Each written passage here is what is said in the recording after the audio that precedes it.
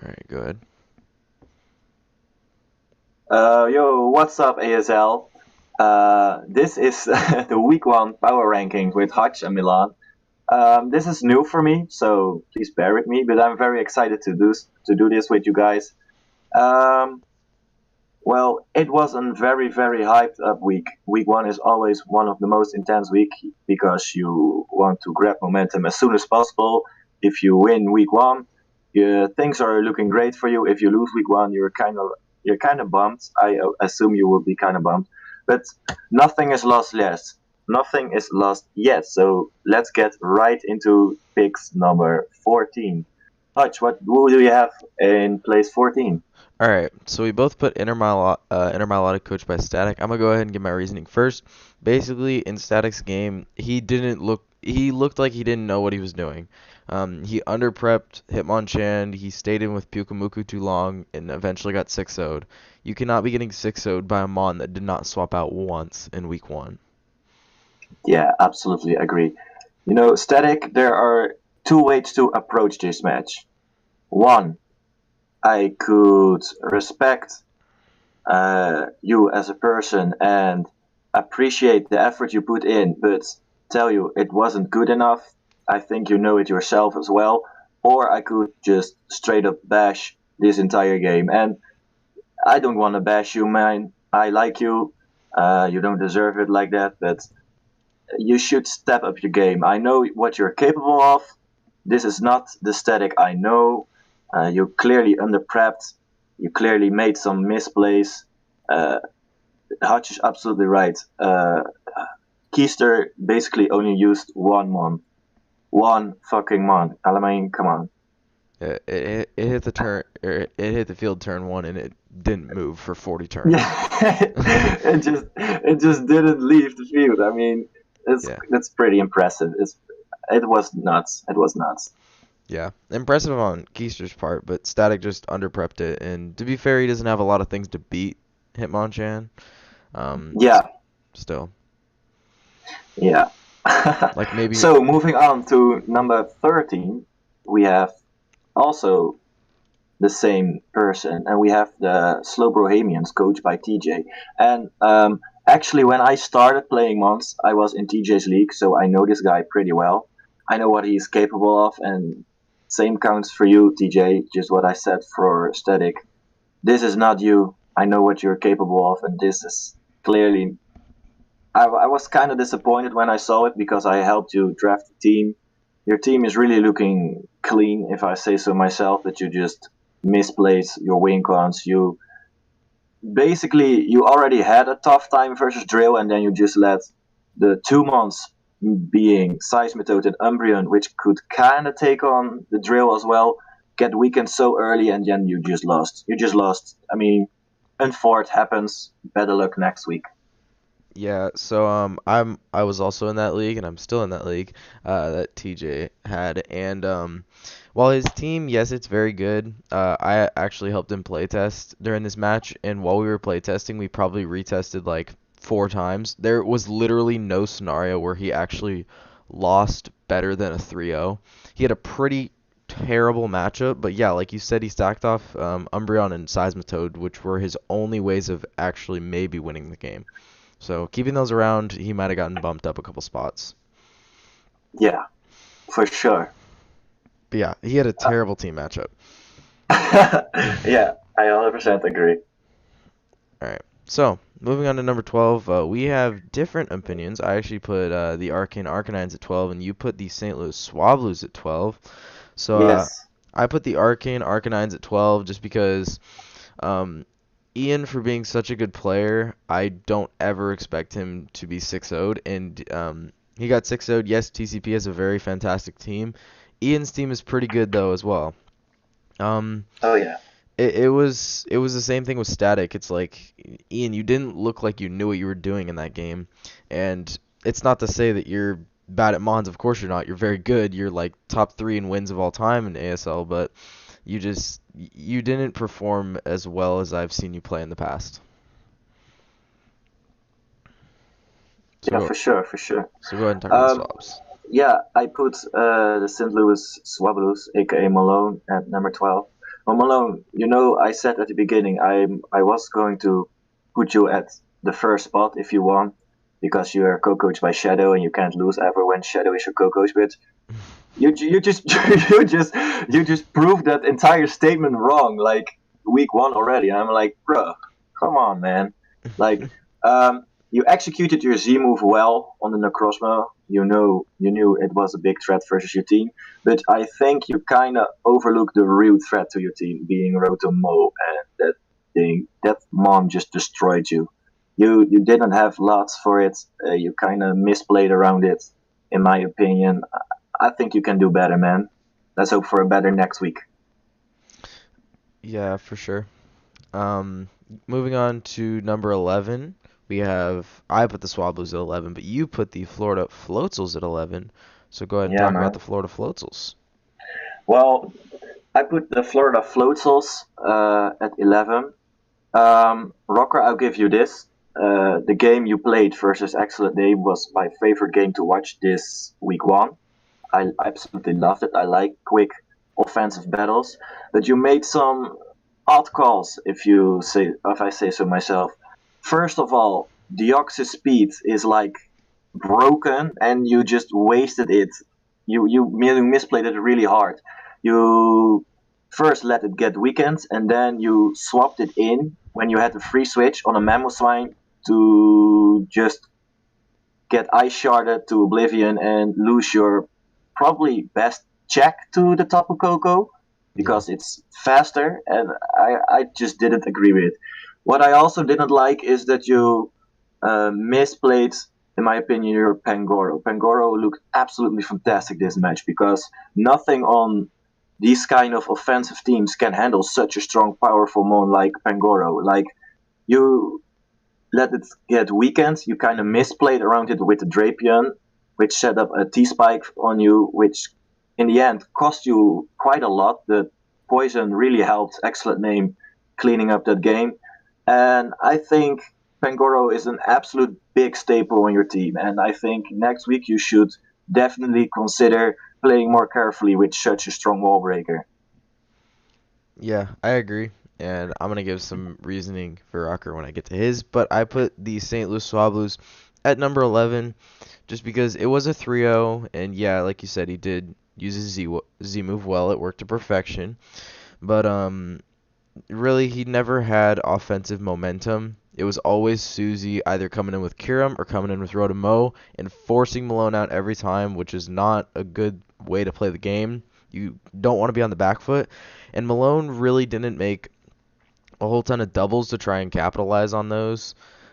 He didn't go into Gastrodon once to absorb a Volt Switch. Like, go into Gastrodon, then go out into Torn T as a double.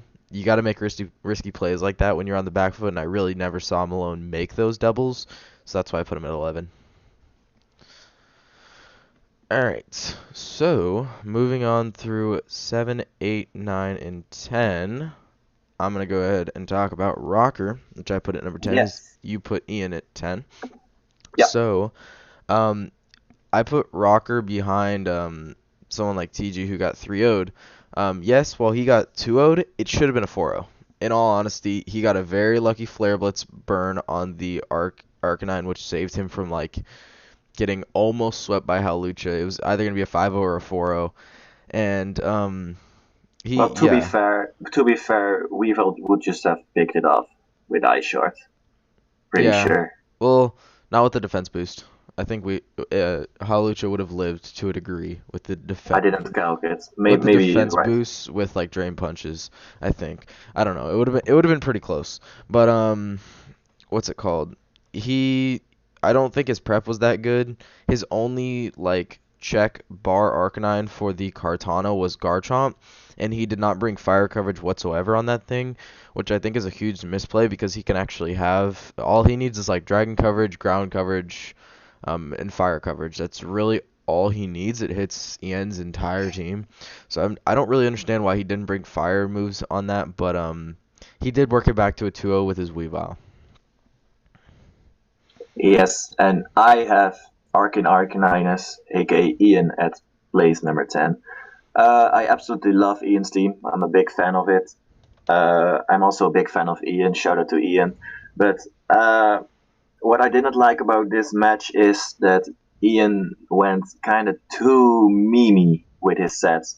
He executed his plan way too early because I don't recall, I mean, turn 7, I think he already agility baton passed to McGuard. I Hmm. mean, that's great. McGuard with such speed is definitely good to have, but there were still some walls on the opposing side, and Megaguard was not able to break through them, and he realized that and switched out and basically wasted his surprise factor. He wasted all his momentum on it, and yeah, that really hurt him. He From that point he was on the back foot and he played from the back. He made some plays.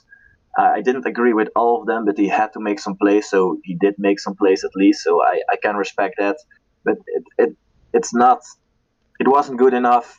His opponent was really tough. I know that for sure. So I can't blame him too much, but I also can't really put him any higher than this. Yeah, yeah.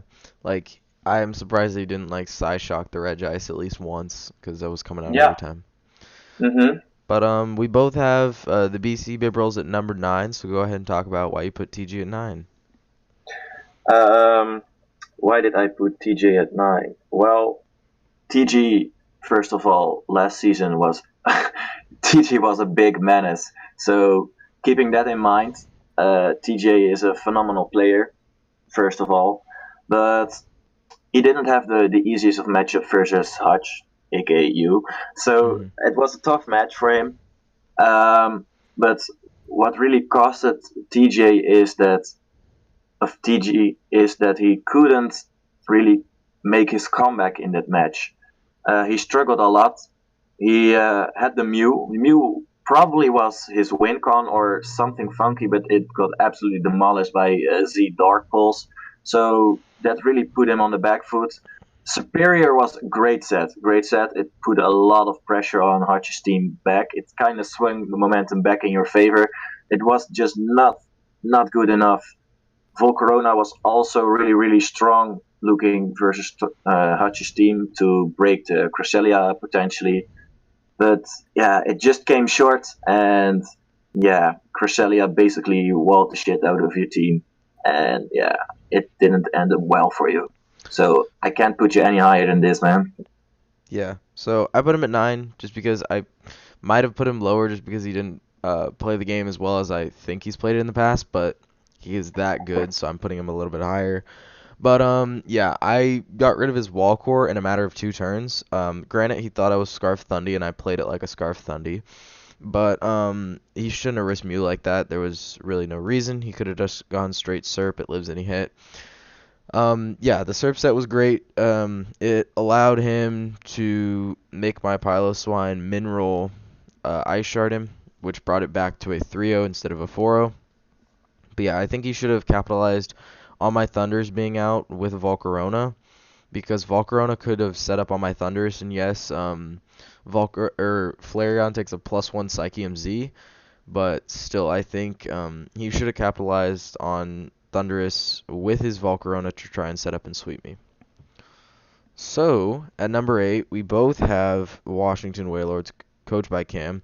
And the reason that I put Cam at number 8 was because he played Anderson and only got 1-0'd. That's very impressive. He played the game pretty well. Um, I thought in weekly recap I had said, oh, he choked by not going or going with close combat with his Ditto into the Mega Amphi, but apparently the Ampharos didn't have Dragon Pulse, so that's not a choke. He played the game pretty well. It's just unfortunate that he didn't save a way to beat the Mega Ampharos towards the end. He saved a Celesteela. I think he should have sacked off his Celesteela when he only saw that there was Infernape and Mega Ampharos left because you don't need Celesteela at all. But either way, he played the game pretty well, but unfortunately he took a loss, so I got to put him in the red. Yeah, same man. I really like this game. He played Brad, obviously, so it was a tough matchup for him.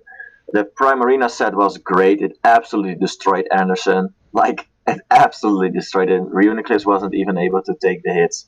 So, props for that set. You tried playing around with Trick Room. I think that was to support the Primarina, but you kind of failed with it. That was unfortunate to see. The Ditto was really nice, but other than that, you didn't have anything else that could, yeah, kind of touch Anderson's team and break through because Infernape applied a lot of pressure on you, and the only way for you to beat it was to copy that Infernape. And yeah, I kind of disagree with that. Maybe it was a bad matchup. I didn't look too much into it, but you came short on a few things, and Anderson just took advantage of that and won the game over you. Yep. So we both have Anderson at number 7, coach of the St. Louis Samurai. So go ahead and talk about Anderson at 7. Well, we're talking about Anderson. We're talking about a draft he's very comfortable with. He told me he struggled quite a lot with the steel core the Washington Whalers have, which is indeed pretty good one. But I am I'm used more from Brett. I didn't necessarily disagree with a lot of plays. He made pretty alright plays, if I say so myself. But I don't know, man. I just didn't didn't really see Brett. I didn't see the Brett I'm used to see from him. And if I had to compare this match with the other matches and be just this just being a 1-0 victory, which was very good for him, but it was not the most exciting game to watch for me. So I didn't feel like putting it any higher.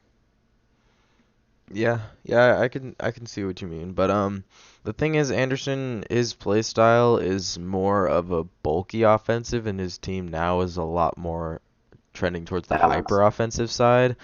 So it's a little bit difficult for him to get used to, but he used Infernape very well. He didn't really have a swap into Primarina outside of a Moongus, I believe, which he didn't bring a Moongus just because again, the steel core ripped through him. So yeah, I think he could have played the game a lot better. It's because Anderson is normally like the most dominant player. Not last year, of course, just because his team was off, but now he has a very good team. And yeah, his two favorite mons, well, some of his favorite mons to use are Reuniclus, are Salamence. So I think, like you said, it's a team that he's very comfortable with, which always helps a tremendous amount. Even if the team is absolute trash, it's not trash. But if you're comfortable with it, it helps that much. But yeah, Yeah, for his sure. it's more offensive oriented, which I think he's gonna have to get used to. All right, moving on to the playoff spots. We have Mm, 3 through 6 here, and we both have Susie or Mr. Spider, coach of the Utah Hoots, at 6. So I'm gonna go ahead and start talking about why I put him at 6.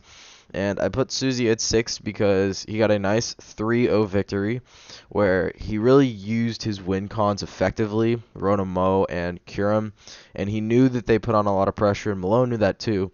So Susie, he got like 3 kills with Kurum and 2 with Mo. So while yeah, his walls didn't really hit the field, well Necrozma did, but it got O-code and Mega Scizor never was sent out. He used his offensive threats very well. So Susie going to a +3 differential, it was very good. It's just Malone hasn't Malone didn't play the greatest in that match, which is why I didn't want to move Susie up any higher. So yeah. yeah, I was really proud to see Susie pick up a 3-0 victory. I think this man really deserves it. He played his win cons very well, like you said so. He started off with the Necrozma, putting a lot of pressure on him. Did get blown back by the Z move, but that's alright. The real MVPs, Kurum and Rotomo, were still in the back. Basically, Malone's only answer was the Electros, and since he decided to sack it that month very early, Rotomo just had 3 volt switches over his team. Yes, the Gastrodon was there, but just the fear of a leaf storm kept Malone from blocking the volt switches, and you just kept on gaining momentum and putting a lot of pressure on Malone's team, and you basically executed your win cons very well. Proud of you, man. Yeah. So we both have excellent name or St. George Dragon Knights at number 5, so go ahead and talk about that. Well, again, this was my favorite match to see. Two very hyper offensive games, two very hyper offensive teams facing off versus each other. I think you played very well. I think you knew what your win cons were. Obviously, you could have won a bit earlier with the Halucha, which, which did get hacked. That was really unfortunate to see. But I think in the end, you made the right calls to play around the hacks and still put up a good fight and perform really well. And you entertained me a lot, and I value that a lot as well. So that's why I put you a bit higher than Susie and Brett. Yeah, I definitely agree with those points, and I loved his prep. He didn't have a whole ton of ways to beat Deoxys speed, so he did what I love to do, and you get a poison dark type, and you just pursuit trap it. That is the easiest way to deal with any psychic type in the game, in my opinion. He got that thing down to Mamoswine, Ice Shard range, even when Mamoswine was like burned or something, or no, it wasn't burned. What am I talking about? But it was unfortunate that he got hacked. But he played through that. It was a very good Halucha set, knowing that Halucha did that much damage to his team. He eventually, he focused on getting priority one, getting rid of the Arcanine, because he knew once he got rid of Arcanine, Kartana had an absolute field day, and that's what it did. Kartana got 3 kills, and Ian played the game really well, understanding what his win cons were early in the match. So, for number 4, I have myself, and you have Gumby, so I'm going to go ahead and talk about why I put myself at 4. So the reason that I put myself behind Gumby was because Gummy got a 5-0, I got a 3-0, and sure, it could have been a 4-0, but either way, I think Gumby played a little bit better, but I'll talk about that when I get to 3. But I won a 3-0 victory. Thunder's Therian put on a lot of pressure. Offensive Cresselia really helped me at the end of the game. And I felt like I kept up momentum for a lot of it, except when he went out to Serp and got rid of my Piloswine on the low roll. But other than that, I held momentum, and shortly after the low roll, I gained momentum again with my Megalopony, which ultimately helped me to win the game. For sure. I have Gumby at number 4, and first of all, I want to congratulate Gumby on a nice 5-0 victory. Very well done. But the thing why I didn't put you any higher is because of you basically didn't have to do anything in order to win. You just needed to bring your hippo with the sand excadrill, and you just won. Mm-hmm. Uh, Granted, TJ played really badly around it, so and you capitalized fantastically on it. The also one thing I want to mention is you clearly knew Excadrill was your win con. You played really reckless with it. In the end, you swapped it in. It lost almost 50% of his health. It got damaged by Swallow's priority. Uh, I don't know what else was going on anymore, but I remember your Excadrill being on like 6% in the end of the game. Meanwhile, it 4. could have easily been on full health and just easily won. It was just not necessary to risk your win con like that. And that is what I really want to, that advice I really want to give you. Make sure your win cons are healthy, man. Uh, you played really well with all the rest of your team, but just make sure your win con is in top condition when it hits the field, so you have the best chance of winning. Yep. So, go ahead and talk about why you put myself at number 3. I put you on spot number 3 because first of all you played TJ, TG. TJ is a big threat, so that was a really tough matchup for you. What I liked about that game is that you put on the pressure early on a lot. You basically held the momentum through the entirety of the game until Superior hung on a few percent after that ice shard and kind of came back, but you executed your Z move very well on the Mew, which could have been something weird and completely fuck up your team. Um, what I also really liked is that you bluffed indeed that Scarf Tundi, and yeah, in overall, I I'm just gonna be honest. I just thought TJ's team was going to run over your team, and you hold your ground, and you just said, "No, look, I'm here, and I'm gonna do this season." So congratulations. Thank you. All right. So moving on to my number three, Gumby. So yeah, he got a 5-0 victory. He got 5 kills with extra drill, but like you said, he played really reckless with drill. Um, it took a facade, which did like 55%, and it took a quick attack, which, or no, it did like 45, and then quick attack did like 20. And then it got to the point where the psychic from Jirachi was a roll, and that could have made it a 4-0 from a 5-0. So there was really no need to do that. I mean, yeah, you took it and still got the 5-0. It's just there's no reason to sack off Excadrill or like try no, well, not sack it off. There's no reason to get damage off on it because that was a roll on Jirachi. So that could have been the difference. And who knows? If TJ had Iron Head, maybe he would have flinched the entirety of your team. You simply don't know. That's the thing about Jirachi. But either way, you got a 5-0. You played well. You understood your path to victory by getting rid of Seismitoad and getting rid of Umbreon. So I commend you for that. And good job. So hopping into the top two, we both agree. But Mm-hmm. I'm gonna go ahead and talk about number two. So I put Keister at number two. He got a 6-0 sweep. To be honest, he really didn't have to do anything. Just click bulk up, drain punch, and fire punch, and then sub whenever it didn't have a sub up and Pyukamuku was sitting in front of you. He almost choked the game away. Well, he almost choked the 6-0 away. I don't blame him. He was on mobile. He probably misclicked. But he clicked bulk up and then Yeah. static missed the blizzard. So you got really lucky on that part, but you still would have 5-0'd. So you played very well. You understood that Hitmonchan static might not prep for it just because it's a tier B mon and it absolutely rips through his team. You sent it out early and capitalized on the Pyukamuku. So good job there, Keister. Yeah, 6-0, very well done. Really nice to start off the season with a 6-0.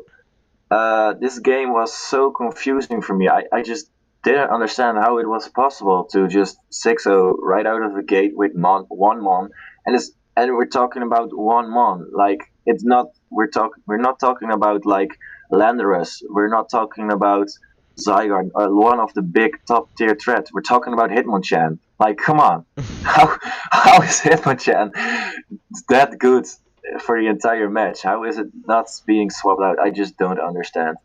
Um, Granted, I can't blame you for capitalizing on static's bad performance, so I couldn't put you at one. But it's also really impressive that you 6-0 someone with just using one mon and that mon being Hitmonchan. So it's really confusing to how to approach this game. But yeah, yeah, your prep worked, I guess.